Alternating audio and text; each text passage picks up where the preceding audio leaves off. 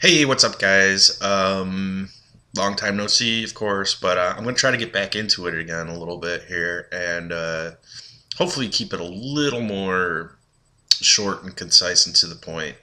The film I want to talk about today is called "The Place Beyond the Pines." It's directed by Derek Cianfrance. I don't know if I'm saying his name right. It's a weird name. He directed um, Blue Valentine, which I thought was a really good and depressing film about a marriage falling apart. Also starring Ryan Gosling, who is sort of the star in this one. But The Place Beyond the Pines, it, it, it is this big epic crime drama that kind of it starts small and it centers on this motorcycle stuntman named Luke Glanton, who is played by Ryan Gosling, who he works for a traveling carnival and he does like this stunt with motorcycles where they go in this round cage and he and three other motorcycle guys like spin around without hitting each other. And while he's in Schenectady, New York, he runs into a woman named Romina, played by Eva Mendes, whom he finds out that he had impregnated the year before when he was in town, and she had went ahead and had the child without telling him. And since he is a bit of a lost soul who's seeking purpose in his life, he quits the carnival to stay in town and try to provide for her and her son. Unfortunately, he has trouble finding steady work, so he puts his motorcycle skills to use by robbing banks. And he does this with this kind of low life hermit who like lives kind of in the woods and has like a little auto shop. And it's played by Ben Mendelsohn, who is great in pretty much everything he's in. He usually plays like a low life uh, criminal type. Most recently that I can remember was in Killing Them Softly, but he was also great in Animal Kingdom. And they start robbing banks so that he could provide for his family. Um, and without giving too much away, that is only the tip of the iceberg when it comes to this movie. And it takes some pretty unexpected turns, including one moment fairly early on that made most people in the audience gasp because the whole film changes after that.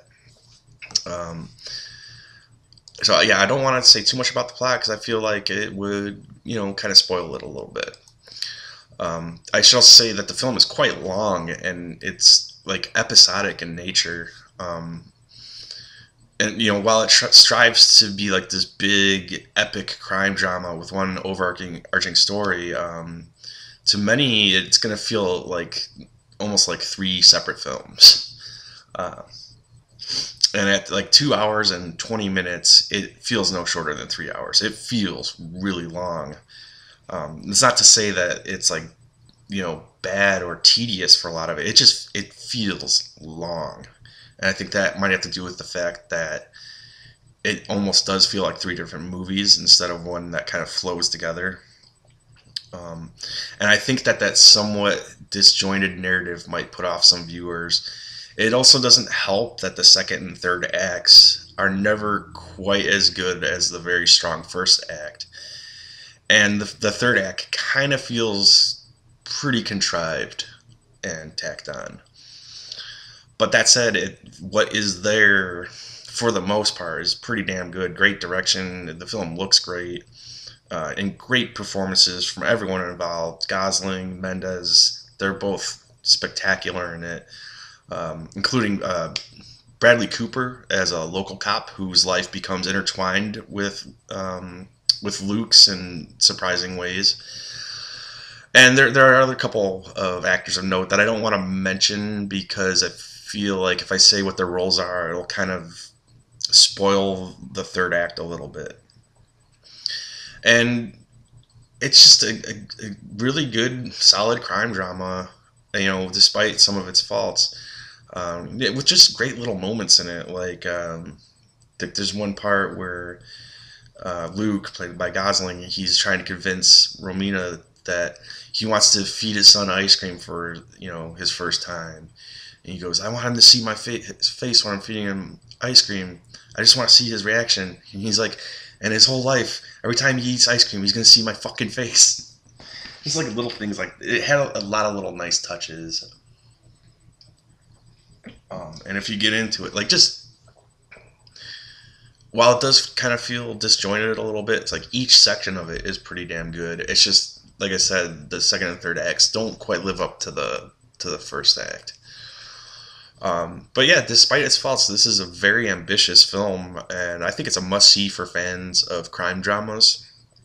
Um, it's not perfect, but it doesn't have to be perfect to be something that's truly rare and special, which I think it is.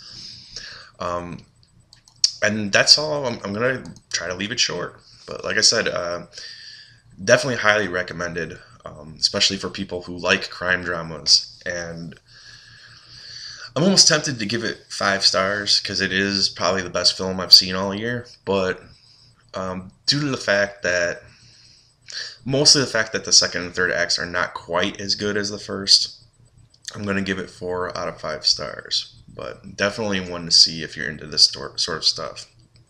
Anyways, thanks for watching. I think coming up soon, I will have my thoughts on Lords of Salem. I think that's the name of it. It's the new Rob Zombie film starring his wife. Anyways, thanks for watching, and I hope you go check out The Place Beyond the Pines.